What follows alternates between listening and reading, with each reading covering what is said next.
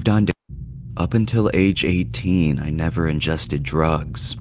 It all started with weed from a friend, and moved on to coke, crack, spice, stimulants, opiates, benzos, and psychedelics. I have done it all except PCP and ketamine. The drug abuse has been extremely severe and there's a bunch of shit I haven't done, but I've done ketamine. Ketamine is basically like a, because I used to date an anesthesiologist. Basically, ketamine is some of what they use to put people to sleep. It starts as a liquid, and then you like dry it out, microwave it, and then it turns into a powder. And then people, well, I sniffed it, and then when you sniff ketamine, it's like, like everything just like, which is why people do it. Uncontrollable, resulting in major kidney, liver, and intestine damage now at age 26. Managing my opiate addiction of 6 years was the worst, but I got on Suboxone in year 5 or 6. When I couldn't tolerate the withdrawals from sub after a year of weaning and attempting to stop 6 times, I quit my job and went on vacation to Florida on August 5th, 2018, and did not get back home until August 19th with my girlfriend who does not use. Before we hopped in the car for the 700-mile drive south, I already had a plan to get high, and I hid it from my girl. It was my secret, which did not last. My plug and old buddy in Florida could give me pure blue crystal shards for 80 a gram. Very good quality compared to the crap I see here in North Carolina. I wrestled with the idea, but decided wrong. My addicted brain convinced me that since I was on vacation, I may as well enjoy myself and get high. I deserved it, and my mind said yes to it. By using meth, I can kick the Suboxone and stop my opiate problem for good. This plan worked and backfired horribly. Worked and backfired. Did overpower so basically, over time, he ended up developing an addiction to opiates. Which, man, opiates be fucking people up, man. Like, you know, and again, everything has its uses, but like opiates are just some of those things that they're addictive in a whole nother kind of way physically. You know, like I mentioned before, I've done a lot of cocaine, and cocaine never. It's not this. It doesn't, at least with me and a lot of people, like quitting or not doing coke, relying on it is a lot easier than like, you know, if you end up with an opiate addiction, you know, like it's just not the same. You know, opiates definitely have their beneficial uses for like medicinal purposes and stuff like that. But man, opiates fucking latch on to people's souls, man, in ways that other drugs just really don't. Like meth and crack be like, yeah, on people because it's like extreme speed. But like, but opiates are one of those things that you can end up just developing a physical addiction to it, and you not necessarily even be someone who's prone to stuff like that. You know what I mean? Like, oftentimes people who develop addiction issues, you know, like it's kind of a reflection of just them being a mess in general. Not that they're bad people, but just, you know, being emotionally, mentally tired, beaten down, and self-medicating in a variety of ways. So like, you know, people who will get hooked on drugs are often hooked on a variety of different types of unhealthy behaviors. So it's not necessarily just a drug usage. It'll be like unhealthy behaviors. They'll have unhealthy relationships with people, unhealthy, you know, it could be unhealthy relationship with work, all types of stuff. But opiates, man, that shit be just, you could be a normal person and then just end up going, you know, having a surgery, and then you taking some opiates to, you know, for the pain. Next thing you know, you on heroin. You know, that shit, yeah, man. Yeah, right. So opiate, I'm not interested in them at all. I've done, and I'm more of an upper type of person anyway. So like I've done lower like stuff that brings me down, but I don't personally like it. But again, it wouldn't matter as much if I kept doing it. It wouldn't matter if I personally like it, because it's gonna fucking latch onto your soul, you know. But again, for me, like, but again, like I said, like with coke, I've done. And I would use, like I said, because I have ADHD. So I've, you know, like I work a lot, but and now I take like methylphenidate, which is basically just Ritalin. I take that to help me like get my work done and shit, because I work a lot. And I'm kind of just, you know what I'm saying? So I would use Coke for the same reason. So it wasn't, you know, like for me, Coke wasn't necessarily a party thing because I don't like being around people when I'm like up like that. But it's all the same shit, which is, again, we'll get into kind of, you know, my mission to legalize drugs, because like a lot of people don't really understand or know that cocaine is basically, Adderall is fucking cocaine. So is Ritalin. Like, it's all does the same shit. It all does the same thing. It's a central nervous system stimulant. And when you legalize drugs, like, you could turn cocaine into a pill form, so you don't have to, because that's one of the worst things about it. That should be fucking your nose up or your sinuses. You know what I mean? And you could do it in smaller doses and stuff like that. But when you have everything just purely illegal, that's when the drugs are in their most unsafe forms. And since I have access, because of my prescription to ADHD, especially since I have access to like prescription meds like methylphenidate, like I don't even, why do Coke for what? You know what I'm saying? Like I could just fucking eat these pills. But yeah, nah, man, it's opiates definitely are just, but let's continue. And meth is a motherfucker too, man. And I ain't never done it because, like I said, like I told you, man, good cocaine is so motherfucking good that why do meth? Why do crack? If you gonna do some shit like that, cocaine is enough. You know what I'm saying? Oh yeah, nah, you Jolene, like when you, again, like, I mean, if Coke didn't have benefits, then there's downsides to it, like it doesn't last. You know what I'm saying? Like cocaine doesn't last, and you know, since it's just lined up, like if you do, like when I would do it, I would be monitoring my pulse, making sure, because like if you just do it, you know, you can go into cardiac arrest because it's a central nervous system stimulant. And amphetamines, Adderall does it. Like amphetamines boost your heart rate and kind of will have it going around. You know what I'm saying? But yeah, like that shit, like when you do a lot of Coke or with any type of regularity, like your nose is just always running. So like socially, and that's why I said now that especially I have access to, you know, my methylphenidate, like why have a runny nose all the fucking time? You know, cocaine only lasts for like 20, 30 minutes. You know what I'm saying? Like the shit really don't last that long. So why do that? But again, that is the benefit of legalization, because, you know, cocaine has caused because of the drug war, because of cocaine, you know, millions of people have been killed. Millions of people have been put into prison over the decades, right? It funds cartels. It does all of these things. Meanwhile, you can just legally, you know what I'm saying? Meanwhile, you can just legally fucking go and get methylphenidate and legally go and get Adderall when we got people out here whose lives are being ruined over Coke, when it's like literally the same fucking thing, you know? So again, that's why I'm adamant about this. And that's why I'm going to continue to openly talk about drugs like it's fucking nothing, because millions of people's lives are being destroyed because culturally society wants to act like, oh, let's not talk about drugs. Let's not talk about any of these things. Like, yeah, no, let's fucking talk about it. You know what I'm saying? But yeah, that was my drug rant on why we need to legalize shit. But let's go back into the meth psychosis and how meth is a hell of a drug. Horrible feelings and sensations of the withdrawal. Meth is so strong it seems to overpower just about 95% of all drugs. This I knew would work and help me, or so I thought.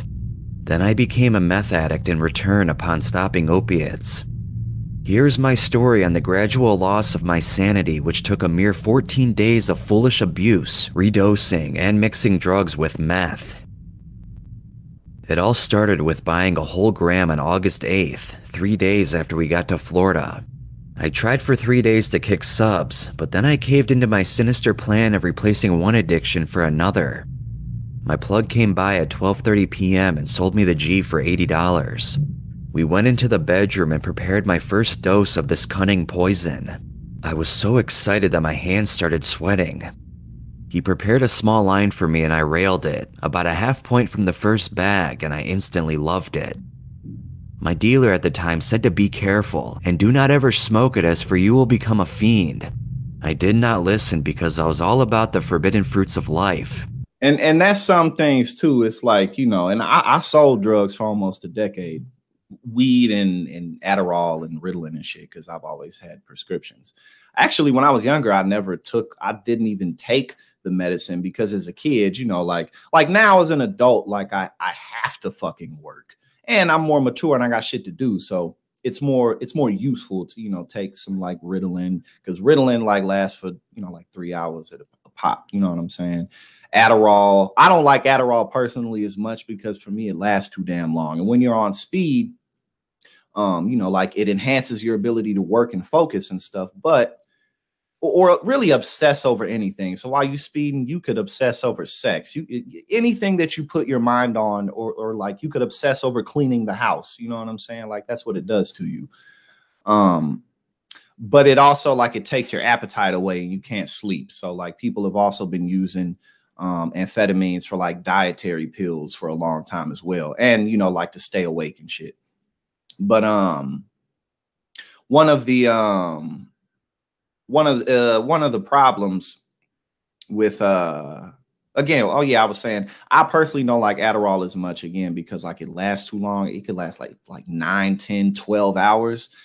And then it, you know, like it kind of has the effects where like when you come down from it, you're kind of like, because like, again, the reuptake inhibitors kind of like amphetamines and methylphenidate don't work the same way chemically. So like what amphetamines do is they blast your brain with dopamine, and they have reuptake inhibitors so that the dopamine can't go back. Methylphenidate, it's a reuptake inhibitor, but it doesn't blast your brain extra with the dopamine. So it's kind of like a 1-part and not a 2-part like amphetamines is. So like you're still getting the extra dopamine, which gives you the extra boost and the extra focus, but you're not getting like the same level of depletion of that dopamine as you do with amphetamines. So when you come down, you know, like, and this is why like coke, like people who do a lot of coke, they'll know, you know what I'm saying? Like some of the negative side effects of doing a lot of coke is depression, because like, again, it's like you're flooded with all these feel-good chemicals, and then you come down and then you're kind of like, oh, my life, oh, you know what I'm saying? And Adderall kind of will do that too, which is why I personally like methylphenidate. Like, again, like if you want to use this constructively, it's why I like it better, because it doesn't have those, the side effects don't seem to be as extreme, and it doesn't last as long. Like motherfuckers got to eat and motherfuckers got to sleep. You know what I'm saying? So if you on Adderall all the time, then you can't really do either of those. So, you know, but again, it's legal. It's so, but yeah. Just hearing the dangers made me want it more. I exclusively snorted the first bag and did not use any other ROA. I stayed awake for 3 days straight on the first bag. Already then, I forgot what sleeping and eating were like. My use was already out of control. Basic functions like sleeping, hygiene, and family became an afterthought. I was so high and spun from the first batch, I locked myself away from the world because I could not act normal and looked filthy and crazy. After I snorted and ate the whole gram, I ran out and crashed for 1 day. After that, I bought the second gram when I wasn't feeling good from withdrawal. The second gram lasted another 3 days. I found oral dosing under the tongue to be better than most ROAs. I ran out and crashed hard for 2 days in bed, super depressed. The come-downs were getting worse. At this point, I already lost major weight. I looked anorexic and sickly from the lack of sleeping every day, and barely eating any food or drinking liquids. I was stuck on a path to utter annihilation, but I caved again. On the 3rd gram purchase, I pushed another binge. 3 binges in 14 days. I slept not even 5 of those days total. My tolerance was also going up because the 3rd gram lasted only 2 days. It seemed like a total waste of dope smoking it, with less bioavailability and easily forgetting how much I was doing. I opened the bag and broke up the giant rock so I can load the pipe. First few times smoking it, I did it wrong, which frustrated me, but I eventually learned. Once I perfected fine art of smoking and twirling the glass, I became infatuated with it. It became my life. Nothing else mattered to me except the ice and glass. I would say smoking crack was horribly fiendish, but out of all of my experiences, Smoking meth had the worst pull and grip on my mind. Nothing in life came close to this addiction, and I was hooked. My girl, little puppy, and even myself did not matter until the dope ran out and busted the pipe. I feared for myself of losing it all. I did not realize at the time that I was also losing my mental sanity and perceptions of reality. Smoking ice hit my brain instantly and hard. However, sometimes it had a delayed reaction and would creep up on me. On the third bag, I finished half of it smoking constantly. The pipe was constantly in my hand, going through 3 lighters a day. Damn! At this point, my hearing was going haywire from the mental abuse of using meth like an idiot. I heard voices in the wall speaking to me and whispering, talking shit about me and how much of a junkie loser I was. I hallucinated metal songs, old men speaking to each other, and dogs barking when there was none in the household. I heard intense ringing of the ears which changed pitch constantly. My ears were popping and the audio hallucinations kept getting worse. I should have stopped smoking the pipe, and I did. I thought it was a good idea to take a bong rip of pot to relax. I loaded a huge cone and blasted the entire bowl in one hit. It was more weed than I have ever inhaled. My lungs could not feel the smoke at all. I held it in for 20 seconds and exploded the smoke out, coughing my lungs up. All of a sudden, after 2.5 grams of meth over the course of 2 weeks, sleep deprivation on and off, and the mixture of a mild psychedelic, cannabis, my mind snapped for the first time in my life. I entered psychosis, and it was the most terrifying experience I've ever had. My mind became my own worst enemy. It got so bad I considered suicide as an option. It got progressively worse over the course of 4 hours. I walked out of my girlfriend's bedroom at 3:30 a.m. with eerie paranoia of immense danger around me. I was standing in the hallway and heard banging noises outside. I went to the front door to check on the cars. I peered through the glass and saw 5 cops outside, standing, looking at the door. One of the cops, I saw his face peeking straight through the glass, looking into my face directly. I backed away from the window and he held up a pistol to the glass and made a threatening gesture with a sinister smile. I backed away from the front door and turned off all the lights, grabbed a butcher knife and ran into the bathroom. The house was dead silent. All of a sudden, I heard radio chatter on a police radio. They were talking outside and I heard them through 3 walls in the middle of a household. They said they were breaking in shortly to the suspected meth house. I hid in the bathroom, terrified for who knows how long. After a short while, I walked out of the bedroom into the living room with the knife in my hand, walking on my tippy toes into the darkness. I thought they could hear my footsteps on the soft carpet, so I was moving very slow from the small bathroom where I felt safe. They disappeared and I was freaking out more now, thinking they went to the back of the house to enter inside. It was dead silent again. I heard an intense buzzing sound in the walls around me suddenly. The room morphed and breathed with psychedelia, and I heard sounds of electricity buzzing, hard to explain the sound. I gripped the massive knife tight, hands sweating so much, beads were dripping onto the blade. It was too quiet and I anticipated trouble, eyes wide open and tweaked into a delusional, homicidal state. I walked back into the living room and turned a lamp on to see. I looked around and felt okay, but then seconds later I suddenly heard an extremely realistic, vivid, and terrifying sound. I heard a window breaking in the kitchen 15 feet away. It sounded incredibly real. The window sounded like it was kicked in with a shoe. I heard the glass fall and hit the tile floor in the kitchen, then heard a man grunt as he pulled himself through the window. Damn. I heard feet hit the floor and glass crunch under his body weight. My face dropped and my hand gripped the knife so hard I had bruises on my hand. I ran back in the bathroom and turned off the light with the door cracked slightly. I thought at this point someone was going to die, and it was up to me to save everyone in the house sleeping soundly.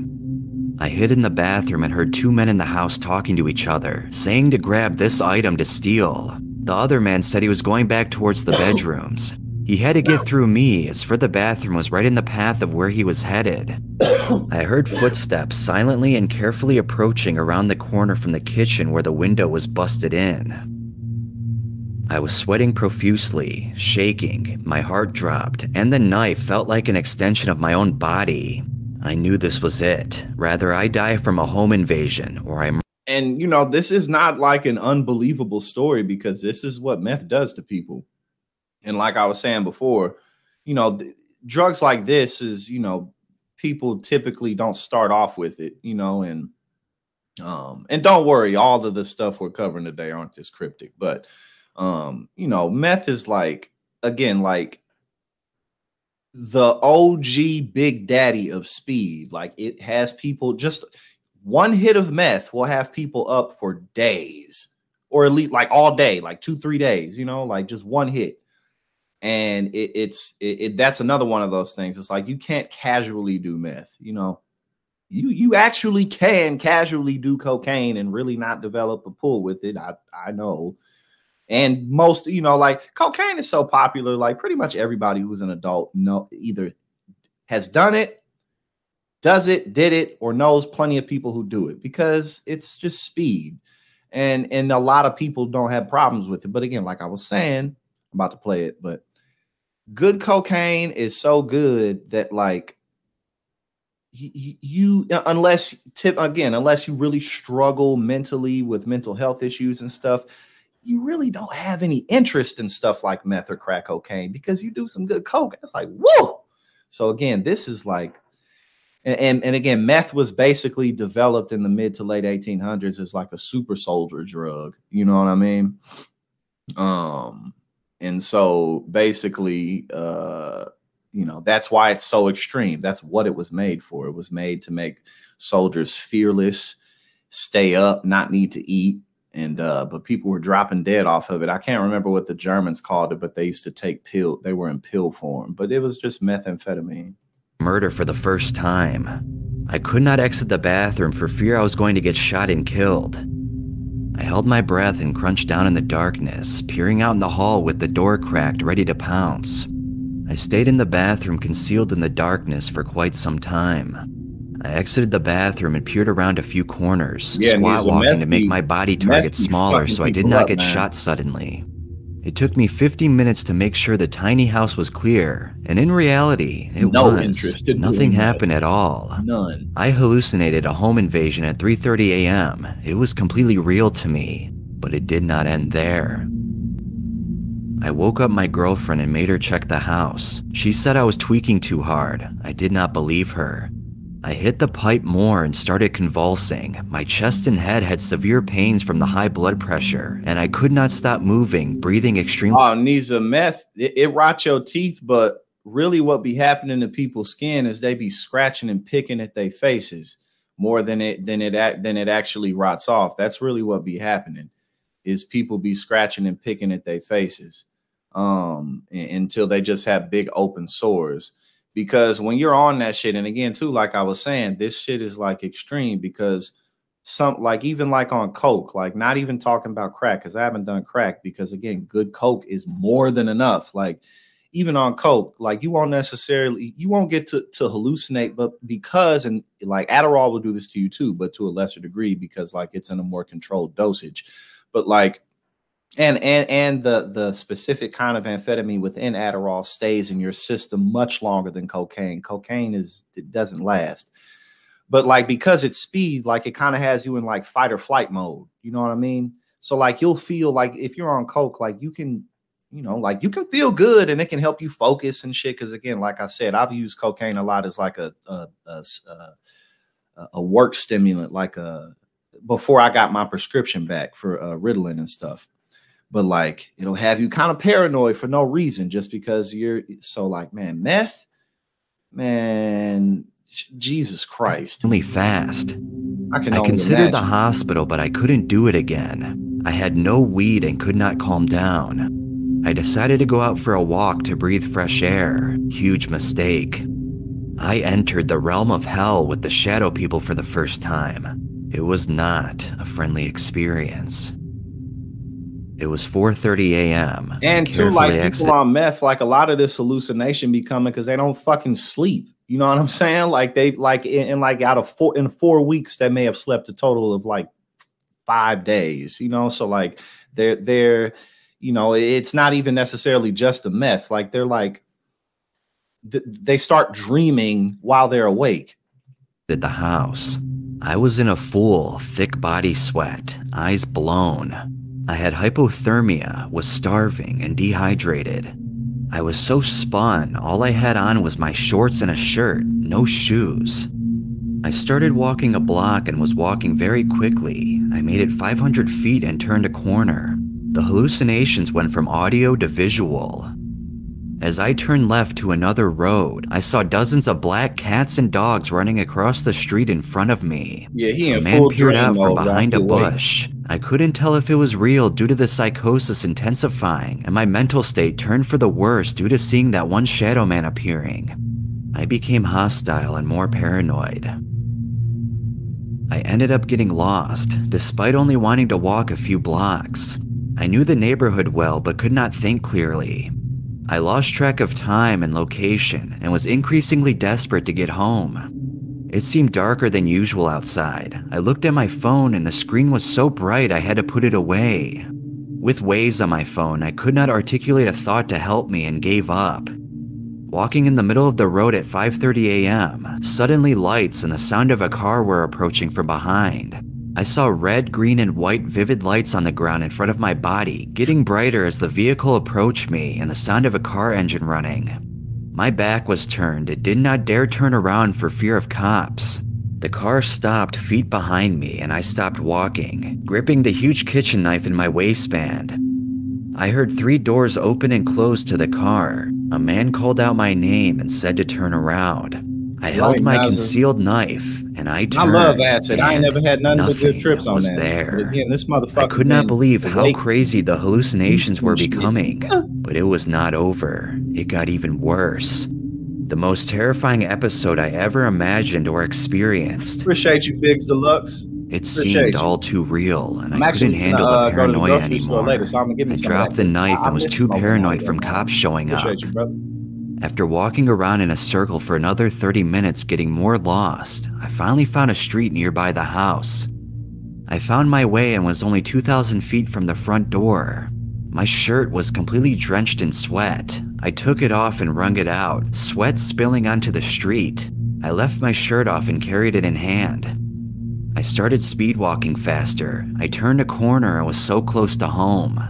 This is when the most intense fear of my life got triggered. It gave me PTSD, I believe, and I will never forget what I saw and the intense fear.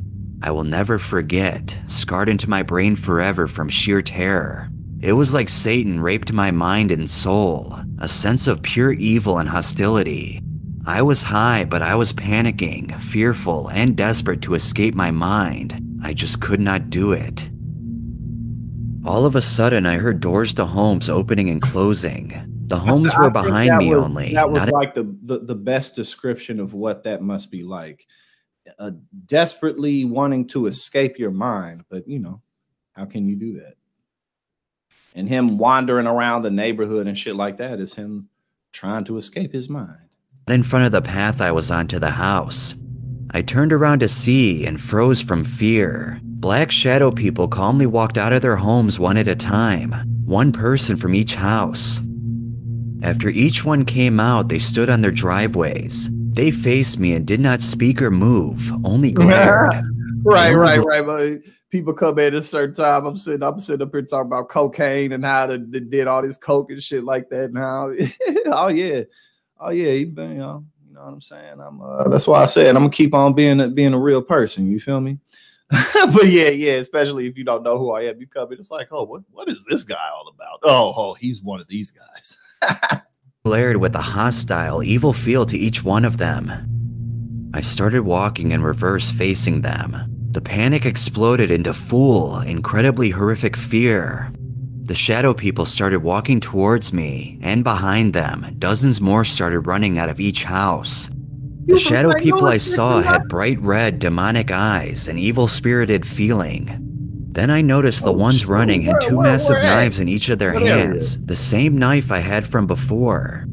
They all started chasing, running full sprint. I locked eyes with one of them before I started running full speed down the street, only a few hundred feet from home. I tossed my shirt onto the grass and screamed. I This is almost, screamed in this is a pure 2-minute terror, program. and Like I I was running said, faster than I ever ran in my everything we've gone over life. today is not I the felt truth. like I was haven't running seen it 30 all miles the per way hour. While extremely stimmed, I could have had a heart attack or stroke. I did not care. And again, imagine like the usage. Again, this is developed initially as like a stimulant for the military, which again makes sense. I mean, fucking like, it's, what is war? You're killing people, so you're trying to do it better than other people. But it's just really crazy to think about that, you know, because they didn't necessarily know what the side effects were going to be, especially when it was created. You know, again, mid to late 1800s. It was created by a Japanese chemist.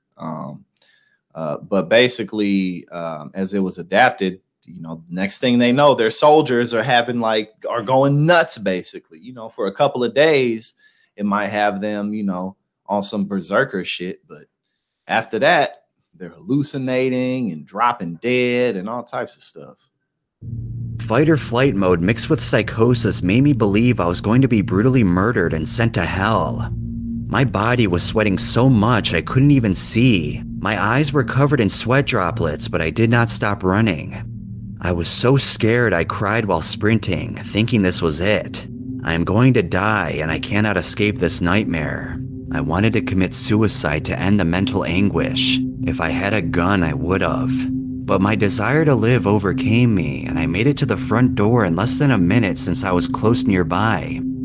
I slammed the door behind me and the shadow people ran up. Dozens of them covered the front lawn and driveway.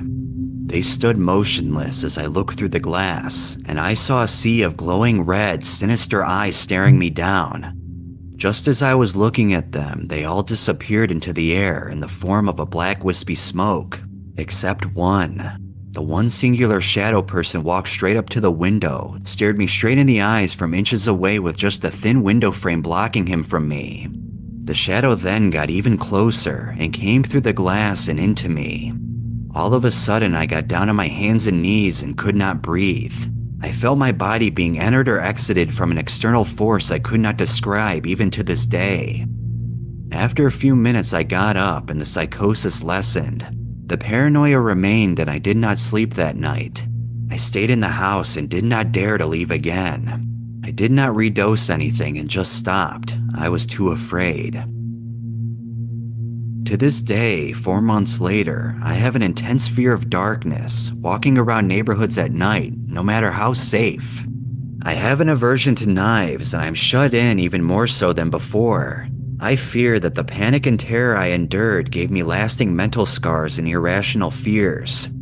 If I decide to use meth now, I get psychosis from not even using 0.25 with just meth alone. Psychosis appears to become easier to achieve as time goes on. Abstinence from drugs is the only thing that helps, and life is truly better without meth. Mixing large amounts of it with cannabis appears to trigger psychosis, or make it much worse if it's already occurring. As fun as— If there was ever a commercial to not do meth, we have just watched it. we have just taken this in, you know what I'm saying? But yeah, man. God. That sounds absolutely terrible. But no, I hadn't watched that one all the way through.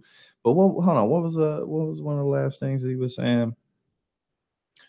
But yeah, no, he's basically just permanently screwed. But yeah, I've given my commentary on it. But no, I think some decent discussion came out of this, you know, just in terms of the reality of drugs and the drug war and how it impacts people and how, you know, for the most part, we are not very educated on how drugs work, what they do to the body. Exactly. we just watched right. Exactly. Meth equals bad. That is, Jazzy, that is the ultimate result of what we just took in. You know what I'm saying?